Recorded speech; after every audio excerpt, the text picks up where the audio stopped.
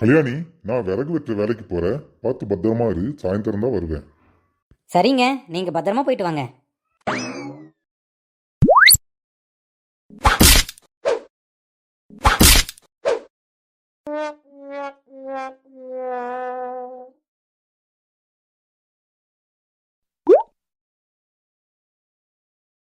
இறைவா, என்னுடைய கோடாலி இந்த ஆற்றில் விழுந்து விட்டதே.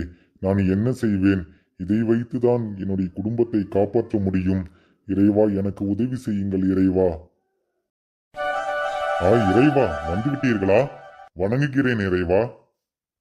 ஏன் என்னை அழைத்தாய்? உனக்கு என்ன வேண்டும்? இறைவா, என்னுடைய கோடாலி இந்த ஆற்றில் விழுந்து விட்டது. இதை வைத்துதான் என்னுடைய தினசரி பொழப்பே ஓடுகிறது. இதை வைத்துதான் என் குடும்பத்தை காப்பாற்றுகிறேன் இறைவா. என்னுடைய கோடாலி மட்டும் கிடைத்தால் போதும். அப்படியா?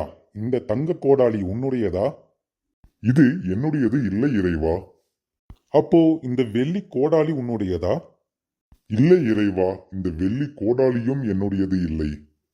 இந்த கோடாலி உன்னுடையதா? ஆம் இறைவா, இந்த கோடாலிதான் என்னுடையது. பேராசைப்படாமல் உண்மையை பேசினாய். உன் நேர்மைக்கு என்னுடைய பரிசு இந்த 3 கோடாலியையும் நீயே வைத்துக்கொள். நன்றி இறைவா.